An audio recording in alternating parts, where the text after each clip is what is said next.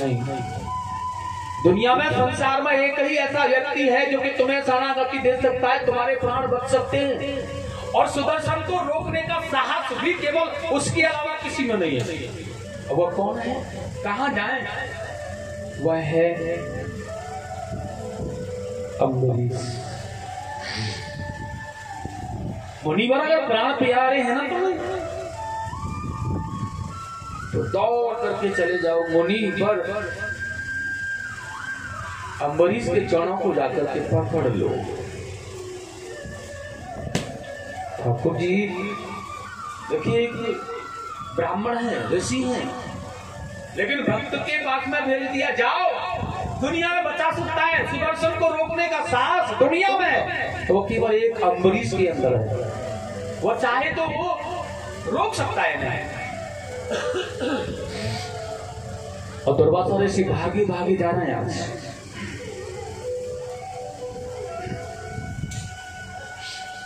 और भागते हुए दुर्वासा ऋषि ने जाकर के आज अम्बरीश के चरणों को पकड़ लिया। मेरी रक्षा करो, बचाओ मुझे, रक्षा करो मेरी, राजन बचाओ मुझे। अम्बरीश ने देखा है दुर्वासा ऋषि चरणों को पकड़े हुए हैं कि महात्मन, हे ऋषिवर, मैं तो वैसे ही अपराधी हूँ, मुझे आप अपराधी क्यों बना रहे हैं? हृदय से लगाया, वही इसी प्रकार से खड़े हैं जल लेकर के सम्मान करने। 1 वर्ष हो गया दुर्वासा ऋषि को घूमते घूमते घूमते घूमते, 12 महीने लौट करके आए। वह अम्बरीश भी उसी स्थान पर उन्हें खड़े मिले। ये भक्तता होती है, इंतजार करना है आने का, उसी भांति खड़े हैं, व्रत का पारायण नहीं किया, भोजन नहीं किया, और अम्बरीश केवल दुर्वासा जी के लौटने का इंतजार कर रहे हैं। ऐसा अद्भुत गाव भगवान के प्रति प्रेम में चरणों में वंदन किया है। मुनिवर दुर्वासा ऋषि ने कहा, राजन जो भी करना है, जैसा भी करना है कर लेना, लेकिन पहले तुम यह सुदर्शन चक्र को रोक लो। बड़ा सुंदर कहा सुखदेव स्वामी ने राजा परीक्षित, आज भगवान के सुदर्शन को अम्बरीश ने स्तुति की है। मुनिवर बड़ा सुंदर स्तुति की है, और ये श्रेष्ठ महात्मा सुदर्शन, आपकी यह अग्नि किसी का वध करने के बाद में शांत होना चाहती है ना, तो आज दुर्वासा जी को पीछे करके सामने खड़े हो गए और कह दिया है, अगर आपकी यह तेजोमयी अग्नि किसी का वध करने के बाद शांत हो रही है ना, तो फिर आप सबसे पहले मेरी गर्दन काटे, मेरा वध करना, मुझे मारना, मेरा वध करना। बड़ा सुंदर स्तुति को गाया है।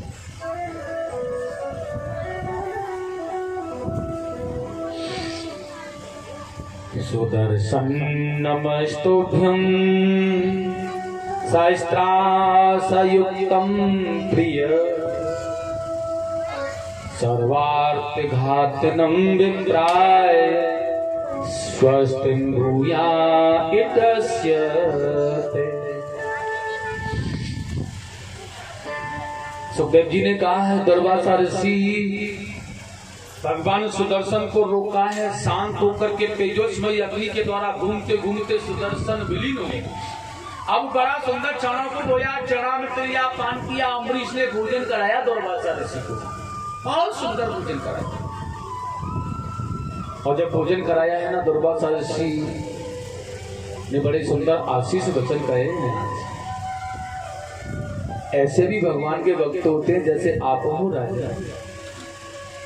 मैंने तुम्हें मारने का प्रयास किया, मैंने तुम्हें मारना चाहा, मैंने तुम्हारा अमंगल करना चाहा, लेकिन तुम हो कि मेरा कल्याण करना चाहते हो, मेरा मंगल करना चाहते हो। तुम मेरे अमंगल के विषय में सोच ही नहीं रहे हो, मेरा मंगल करने का मैं कैसे आपने मेरे प्राण सुदर्शन से बचाए। मुनि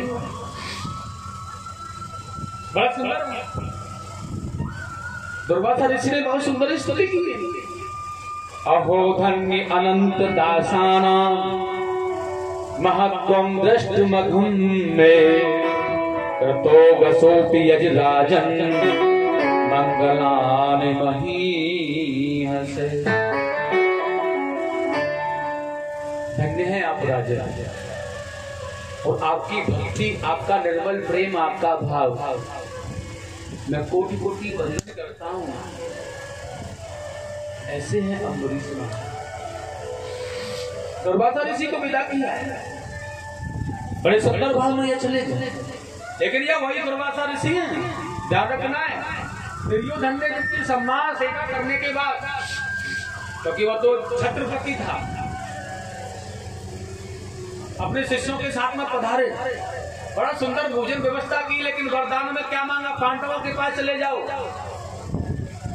तो वही दुर्वासा ऋषि जिन पांडवों ने इन्हें देख करके बड़ा भय लगा, ऐसा नो कि श्राप दे जाएं, क्योंकि यह द्रौपदी का भी वह पात्र, अक्षय पात्र था, वह धुल चुका था। अब इस जंगल में दुर्वासा ऋषि को कौन भोजन कराएगा? और जाकर के उन्होंने कह दिया, दुर्योधन के कहने के अनुसार मेरे बड़े भाई है ना, वहां जाकर के कृतार्थ करो, उन्हें वहां जाकर के उनसे भोजन वक्त में बहुत सुंदर भोजन कराएंगे, ख्याल रखेंगे, वहां प्रसाद पाओ। दुर्वासा ऋषि ने कह दिया, हमें यमुना में स्नान करना है, तब तक भोजन की व्यवस्था करो, भूखे भोजन करेंगे। युधिष्ठिर महाराज कांपने लगे। जिनका भय इंद्र को जिन्होंने श्राप दिया, वो दुर्वासा ऋषि। जो बात बात पर श्राप दे देते हैं, वो दुर्वासा ऋषि आज बंधन कर रहे हैं अम्बरीश महाराज।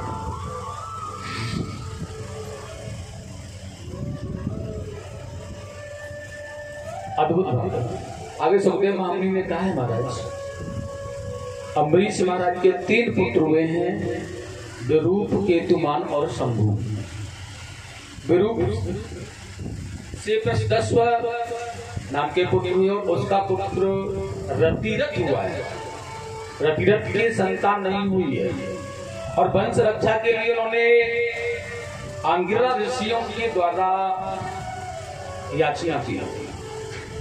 अब उन्होंने वेद मंत्रों के द्वारा उनकी पत्नी के द्वारा पुत्रों को उत्पन्न किया है। बड़ा सुंदर बात है महाराज। लेकिन मामूली वेद मंत्रों के द्वारा उच्चारण करने से उनकी पत्नी से पुत्रों को जब उत्पन्न किया है, तो यह आंगिरस कहलाए हैं। आंगिरस ऋषि के द्वारा उन्हें उत्तेजित किया गया, इसलिए आंगिरस कहलाए। बड़ा सुंदर भाव है। आगे एक बार मनु महाराज के चीखने पर उनकी नासिका से छांकू नाम का पुत्र उत्पन्न हुआ है। बड़ी सुंदर कथा है महाराज। छांकू महाराज के 100 पुत्र हुए हैं, उनमें सबसे बड़े ज्येष्ठ पुत्र हैं विकुच। एक बार इन्होंने यज्ञ का आयोजन किया और अपने विकुच पुत्र को पशुओं का कुछ आहार मांस लाने के लिए भेजा, लेकिन यह एक खरगोश का भक्षण करके जब उस मांस को ला करके देखा तो तिरस्कार किया है ऋषियों ने उसका, इसलिए उनके पिताजी ने उन्हें नगर से निकाल दिया। लेकिन उनकी मृत्यु हो जाने के बाद विकुच ने आकर राजधानी को संभाला है। और देखिए बड़ा सुंदर कहा गया है, उनके पुत्र हुए हैं, बड़ा सुंदर भाव है, अनेजा। अनेजा के पृथु के विश्वरंधी के युवनाश नाम के पुत्र हुए हैं। यह युवनाश महाराज के यहाँ कोई संतान नहीं है महाराज। वैसे एक बात बताऊं मैं आपको, सूर्यवंश में जहां तक देखा जाए संतान की प्राप्ति के लिए ज्यादातर अधिकतर संख्या में अनुष्ठान और यज्ञ किया है राजाओं ने, लेकिन धर्मात्मा राजा हुए हैं ये सूर्यवंश में। सभी राजाओं ने सूर्यवंश में देवताओं का कल्याण करने के लिए दैत्यों से युद्ध किया, माता पृथ्वी की रक्षा की है, बहुत बड़े बड़े आयोजन यज्ञों को किया है। और अगर चंद्रवंश की बात की जाए तो चंद्रवंश में देखा जा रहा है कि ज्यादातर अधिकांश राजाओं की शादी बिना झगड़े की नहीं हुई, लड़ाई झगड़े से अधिकतर। और सूर्यवंश में अधिकतरांश पुत्र की प्राप्ति राजाओं को यज्ञ आयोजनों के द्वारा हुई है। बहुत सुंदर यज्ञ। लेकिन आज वशिष्ठ आदि मुनियों के द्वारा यज्ञ किया गया। यज्ञ का आमंत्रित जल जो रखा था, प्यास लगने के कारण राजा ने उसे पी लिया। और रानी को वो प्रसाद दिया जाना था, लेकिन राजा ने पी लिया। अब वशिष्ठ जी से कहा, लेकिन उन्होंने कहा महाराज अब कुछ होने वाला नहीं है, समय आने पर अब तो पुत्र तुम्हारे द्वारा ही होगा। और देखिएगा बड़ा सुंदर भाव है, महाराज के दाहिनी कुक्ष को फाड़ करके एक पुत्र हुआ अब यह बालक रोने लगा। देवता और ऋषियों ने कहा अब इसे कौन संभालेगा, कौन दूध पिलाएगा। उसी समय इंद्र ने आकर अपनी तर्जनी उंगली को उनके मुख में दिया और कहा मान दाता, मैं इसकी मां की तरह सेवा करूंगा, ख्याल रखूंगा और इसे दूध पिलाऊंगा। इस बालक का नाम पड़ा है मान दाता।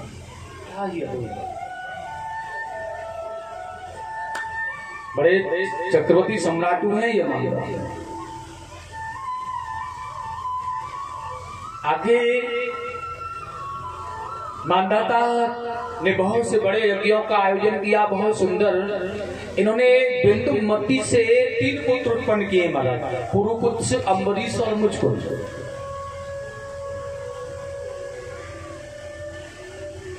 यह मुचकुंद महाराज की कथा आती है। इन्होंने देवताओं के साथ दैत्यों से युद्ध किया है और युद्ध करते करते करते करते इतना समय बीत गया कि ये बहुत थक गए। और देवताओं ने जब इन्हें वरदान देना चाहा तो इन्होंने एक ही बात को कहा है, मैं सोना चाहता हूँ, थक गया हूँ, इसलिए अर्धनिद्रा में मुझे कोई भी ना आकर जगाए। देवताओं ने कहा तथास्तु, तुम्हें कोई भी आकर जगाएगा नहीं, तुम स्वेच्छा से जगोगे। लेकिन अगर एक वरदान दिया है, अगर तुम्हें अर्धनिद्रा में कोई आकर जगा भी दे तो वो तुम्हारी दृष्टि पड़ते ही जल करके भस्म हो जाएगा। ठाकुर जी बड़े प्रसन्न हुए क्योंकि उन्हें तो ऐसे व्यक्ति की आगे बड़ी जरूरत पड़ रही है। तो वही मुचकुंद महाराज हैं जो कि द्वापर युग के अंत में कालीवन का भगवान कृष्ण ने वध कराया इनके द्वारा। और द्वापर युग के अंत तक ये सोते ही रहे, ठाकुर जी ने जगने ही नहीं दिया है। आनंदमय बात, बड़ी सुंदर बात है। पुरुपुत्र का विवाह सर्पों की बहन नर्मदा से हुआ है। वो अपने लोक में अपने पति को लेकर के चली गई। वहां पुरुपुत्र ने गंधर्वों का वध किया। तब से सर्पों ने यह वरदान दिया है, जो यह चरित्र का वर्णन करेगा उसे यश की कीर्ति का प्रभाव उसे सर्प भय नहीं होगा। लेकिन आगे बढ़ाया, बड़ा सुंदर भाव है। पुरुपुत्र का पुत्र हुआ है त्रिशदर्थ, और उसके बाद त्रिशदर्थ का पुत्र हुआ है अरण्य, अरण्य का पुत्र हुआ है हर्वस्व, हर्वस्व का पुत्र हुआ है, बड़ा सुंदर का है अरुण, और अरुण का पुत्र त्रिबंधन हुए। बड़ा सुंदर बात है हमारा। त्रिबंधन का पुत्र सत्यव्रत जो त्रिशंकु नाम से विख्यात हुए, विश्वामित्र जी ने जिन्हें स्वर्ग शरीर सहित स्वर्ग भेजा था। बड़ा सुंदर भाव है। त्रिशंकु के पुत्र महाराज हरिश्चंद्र जी हुए हैं, जिनकी गाथाएं आप जानते हो। सत्य के कारण दुनिया में सर्वस्व लुट जाए, लेकिन मेरा सत्य नहीं जाना चाहिए। वाकई में अगर सत्य है तो सर्वस्व है, और सत्य नहीं है तो सर्वस्व लुटा है। एक बार की बात है, सत्य महाराज या लक्ष्मी कृपा मान सम्मान अपमान सब कुछ किससे मिल रहा है। बहुत बड़े धनवान हो जाए तो क्या सम्मान मिल जाए? नहीं मिल सकता। सत्य जब तक नहीं होगा तब तक कल्याण नहीं होगा। इसलिए सत्य को जीवन में, दुनिया में से लक्ष्मी चली जाए, प्राण चाहे चले जाए, धर्म चाहे चला जाए, लेकिन सत्य नहीं जाना चाहिए। सब सर्वस्व चला जाए। महामुनि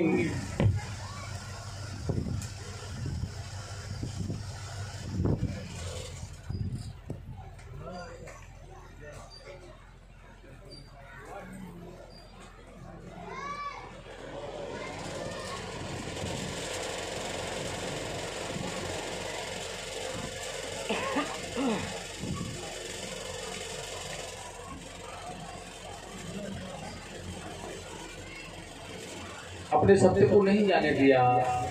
सत्यवादी हरिश्चंद्र जी महाराज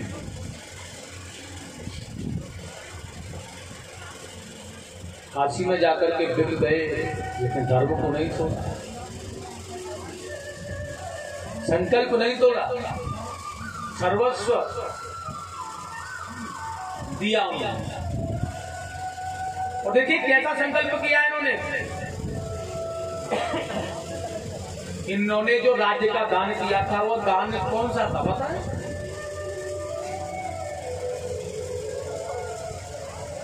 एक बार की बात है, हरिश्चंद्र महाराज ने केवल स्वप्न देखा, और स्वप्न में क्या देखा? रानी से चर्चा कर रहे थे। देवी देखा है रात स्वप्न मैंने, मैंने रात्रि में उनकी पत्नी का नाम तारा था, उन्होंने स्वप्न देखा, मैंने स्वप्न देखा है और वो अपनी पत्नी, हम कुछ देखते हैं कुछ करते हैं, अपनी पत्नी से परामर्श करते हैं, ऐसे उन्होंने परामर्श किया। देखा है रात स्वप्न मैंने गुरुदेव द्वार पर आए हैं, सब मांग लिया धन राज्य मेरा, मुझसे ये वचन भराए। मेरा सारा वैभव सारा धन राज्य सब मांग लिया है उन्होंने, लेकिन देवी तुम बताओ क्या करना चाहिए मुझे, मैं क्या करूं, कैसे करूं, कुछ बताओगी मुझे। तारा भी पतिव्रता नारी थी, उसने कह दिया स्वप्न में आकर के गुरुदेव ने हरिश्चंद्र से मांगा है यह दान, इसलिए बताओ तुम प्रिय अब हमको कैसा करना है। रानी बोली प्रियवर सुन लो, हमें सत्य से नहीं डिगना है, जो होगा देखा जाएगा, लेकिन सत्य नहीं छोड़ना अपना, सत्य को बनाए रखेगा, सत्य को नहीं छोड़ना। सत्य चला गया तो सर्वस्व चला गया, इसलिए सत्य नहीं छोड़ना है।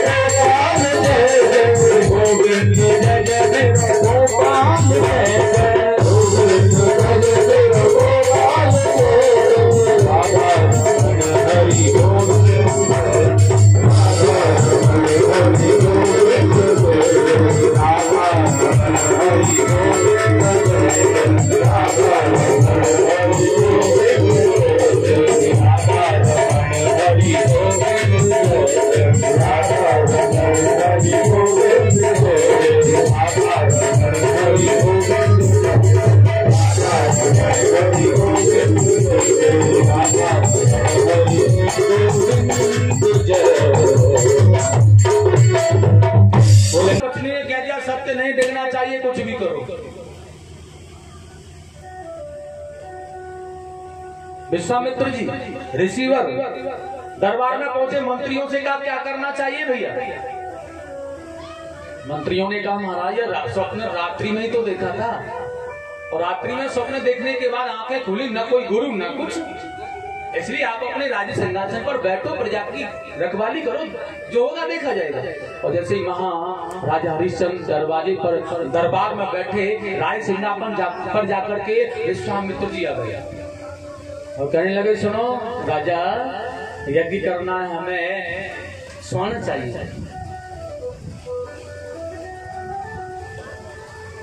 महाराज हरिश्चंद्र ने कहा सुनो, इन्हें जितना धन चाहिए यज्ञ के लिए दे दो। विश्वामित्र जी ने कहा धन आपको देना है राजन। महाराज हरिश्चंद्र ने कहा हाँ, मैं कह तो रहा हूं महाराज जितना भी चाहिए दे दो, जितना चाहिए दे दो इन्हें। लेकिन विश्वामित्र जी ने याद दिलाया, देखा है रात स्वप्न तूने। अरे ओ दानी हरिश्चंद्र भूल गया क्या?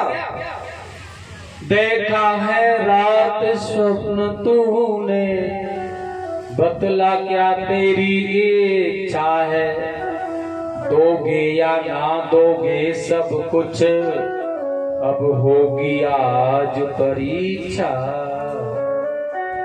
पहले तो यह बताओ रात्रि में जो सब कुछ दान में दे दिया उसके बारे में ख्याल क्या है तुम्हारा? अब तुम्हारा हरिश्चंद्र के आंखें ऊपर चढ़ी, मुंह खुला, ये वही है मुनिवर गुरुदेव। सिंहासन को छोड़ दिया, बैठा दिया, आओ मुनिवर, यह सब राजपाट धन दौलत तुम्हारा ही तो है। अब हमें यज्ञ के लिए धन दो। महाराज ने वो हार सुंदर सुंदर अपने आभूषण उतार के देना चाहा। विश्वामित्र जी ने कहा राजन, यह हार, यह वस्त्र, यह जो भी कुछ है ना तुम्हारा, यह सब इस राज्य का ही तो है, यही का है ना, तो यह तो सब हरिश्चंद्र पुत्र अपने पुत्र रोहितास और रानी को लेकर के चले गए। पीछे पीछे जा रहे हैं, गुरु जी चलो, जहां से भी देना है धन देना है, संकल्प पूरा करना है कि काशी में जाकर के देते हैं।